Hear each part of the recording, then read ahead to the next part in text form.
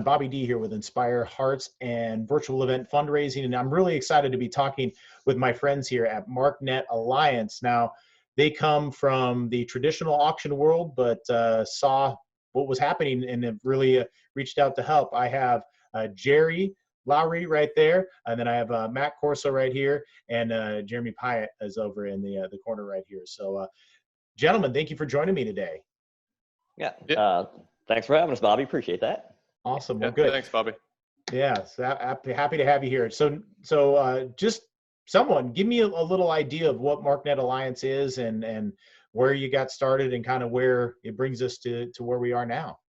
Yeah, sure thing, Bobby. So Marknet Alliance is a group of 65 auction companies across the country who specialize in selling just about everything. Pretty good sized auction companies that we have in our system. They use a bidding platform that they've been successful using for to the tune of about 6,000 auctions a year. This group of auction companies sell about $1 billion worth of assets yearly. That's year over year. Just recently, though, we saw a market out there for auction companies to have an option to get their own bidding platform. A lot of live auctioneers that have not been online before, who are not members but would like to have a successful platform in their toolbox. We thought, hey, we've got a great platform they can use. It's been used successfully. We've got the support system to help get these guys online and running.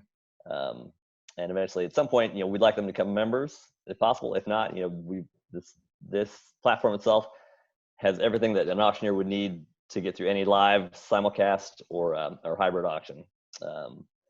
Just with the advent of the virus that's come up, we've been inundated with benefit auctioneers across the country who just need a solution for their live auctions. And we think we really have a pretty good solution for their simulcast and hybrid options. Yeah. Nice. Awesome. I mean, and me as a full-time fundraising auctioneer and consultant, when that happened, I was like, well, wait a minute. How are we going to have a live auction virtually? I know that there's a lot of different technology solutions that are out there. And when I saw the post that you all put up about, hey, we're here, we want to help, and we want to provide this, that got me really excited because I've been selling simulcast auctions in the auto auction world for a long time, but have never really had done simulcast auctions in the benefit world. So Matt, why don't you explain kind of what that simulcast auction looks and feels like for our nonprofit friends that are out there? Yeah, sure. And again, thanks for talking with us today, Bobby. We appreciate it. So, like you, I've had experience with simulcast auctions for, 15 years or whatever. As all the things changed, we looked at it and went, well, we're not in the benefit world, but we do think we have some sort of solution to, kind of help our partners who are in the benefit world out, right?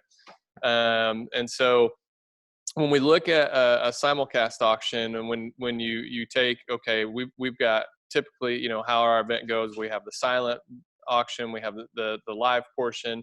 How can we recreate that? Well, it's going to be different because there's not going to be a people in the room. However, you can have great audio and video streaming out to everybody who would normally be attending the auction. Right. You can create these as open auctions for everybody now to attend if you'd like, or you can still keep these as private events. So it's just the people who had already purchased tickets or whatever the case may be who are now attending this virtual event. And you would go through as the auctioneer and you would conduct the auction just like you normally do.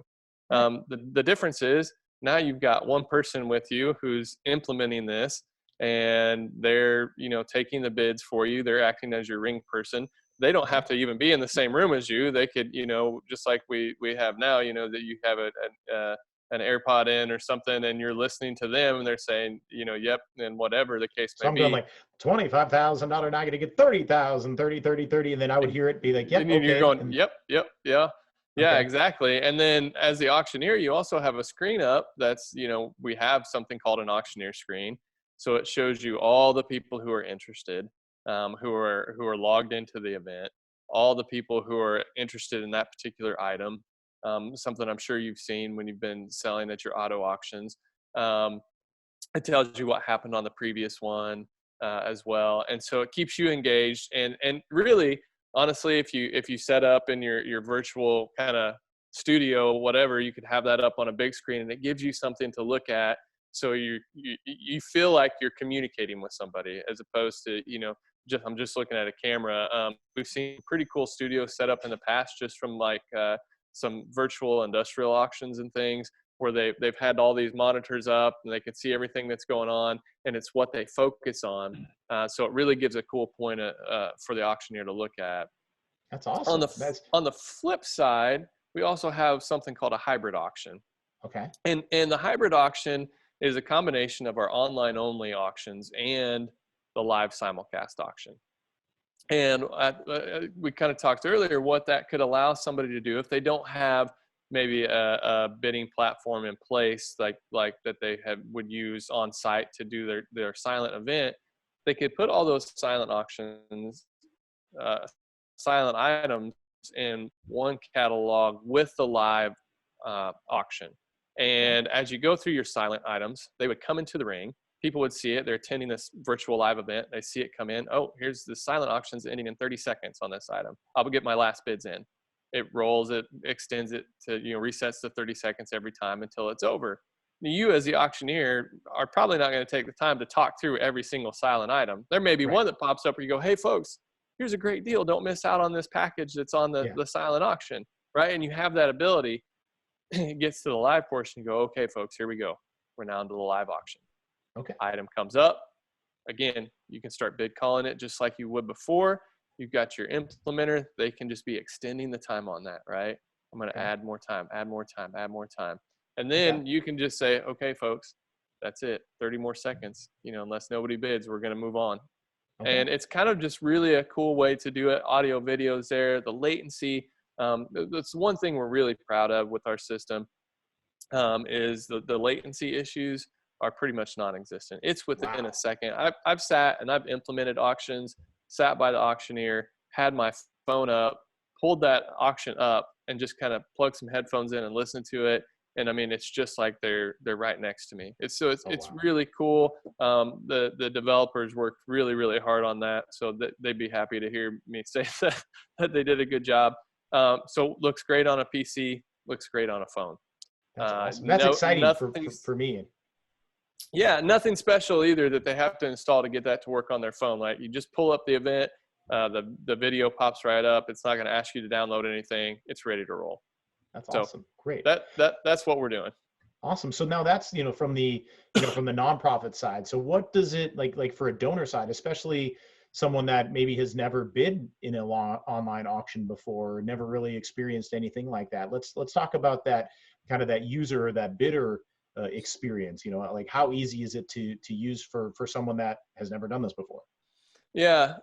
So somebody coming in, so that there could be two different things. So if you've had tickets sold and you said, look, these are our bidders for the event. We could take a spreadsheet, and we've looked at some different avenues with this, but we could get all the bidders who you've gathered their information for, get them uploaded and have accounts created for them, to where when they get there and they click, on whether they're going to the nonprofit site or they're going to the auctioneer's site, where they get there and they click, on the auction, all they have to do is log in.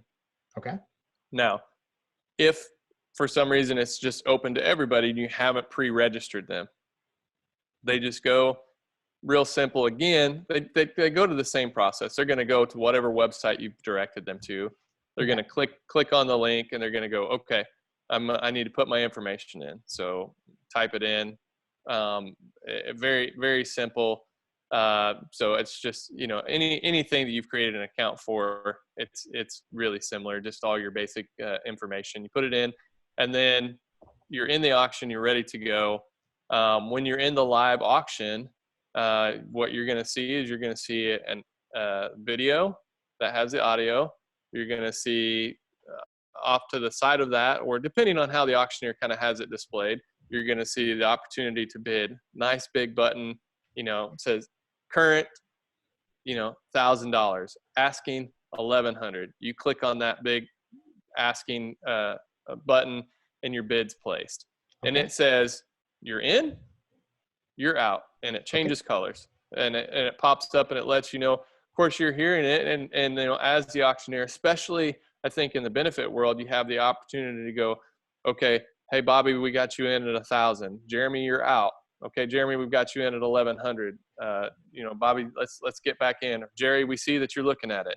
Hey, why don't you get in on this too? And so you can be communicating with them, which really, even at just a traditional auction, always seems to increase the bidding. When they know that you're talking to them directly, it really seems to help. So that's where that hover button becomes really, really important when you're looking at that and you're talking to these guys. So Nice. that's really it. And they can see the upcoming items down below. They can kind of keep track of, okay, I need to make sure that I'm here for, you know, for this particular item and get back to it. And they'll kind of get a feel for what's going on. Wow, that's wow. My head's just spinning with all the opportunities that are here now, because there's not really many platforms that are out there like this. So that gets me excited for the potential and the opportunity to now engage a huge audience that, you know, that is for the nonprofits, and especially bring a lot of people in to the auction atmosphere. And many people, you know, not even, you know, sure about that. And now in this day and age, I know that auctions are going to be, you know, online auctions are going to be much more prevalent. People are going to be participating in it, you know, much more. So I love how that really is going to be able to work together and connect a lot of people. Well, and I think one of the things that we've thought about through this whole, you know, kind of strange world that we're living in at this point is the new normal. The new normal, right? It's going to be different.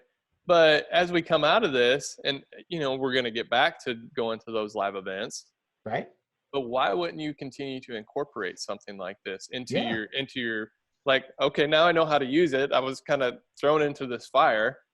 Now I've got this added tool, because the whole goal here is raising more money for your nonprofits, right? That's right. And so if we can get more money for them, expose it to more people, why not do it? So we really think that nonprofits are going to come out of this and go, hey, you know what, we're raising more money than ever because we're exposing this thing to the world. Yeah, and that's actually what I've heard. I've had some, you know, auctioneer friends that have already conducted virtual galas, and I think of the three that I've talked to, all three have exceeded previous year event goals, which has been awesome. great. I mean, there's a lot of work behind that, and it just didn't magically happen. But they are raising more money, but then they're also engaging a much larger audience. Like, whereas you would only have 300 to 500 people in a ballroom, now you really have the opportunity to, you know, reach billions of people, you know, within that. So I think that's great. Awesome. Yeah. So Jeremy, I'm gonna kind of put you on the spot a little bit. So let's talk about investment. I know nonprofits are kind of like, okay, well, how much is this going to cost me? Like, what does the investment look like by utilizing the software? And then, you know, what kind of ROI can, you know, they look at beyond that? Yeah, it's been pretty interesting. When we launched this platform earlier this year, we really didn't have this in mind. And the world we live in now, with social contact's been pretty much shut down. It's made everyone have to really rethink how we're going to approach things like this, both us as a provider, you guys as auctioneers. You know, what solution do we have in place right this second that can help people out? And pricing was something we discussed internally, and we just came up with a flat $500 event fee. So that seemed to be something that we talked to benefit auctioneers. They seemed like that was fair and that would work. So yeah, that's where we're at.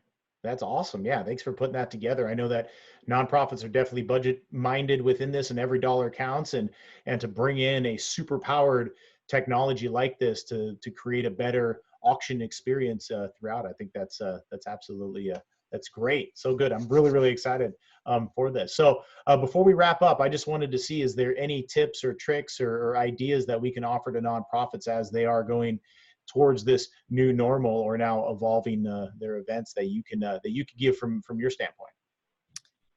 I think if there's anything, I know one thing I've heard is, you know, talking about how a lot of these events have all these pre-sold tickets, and that's going to be our group.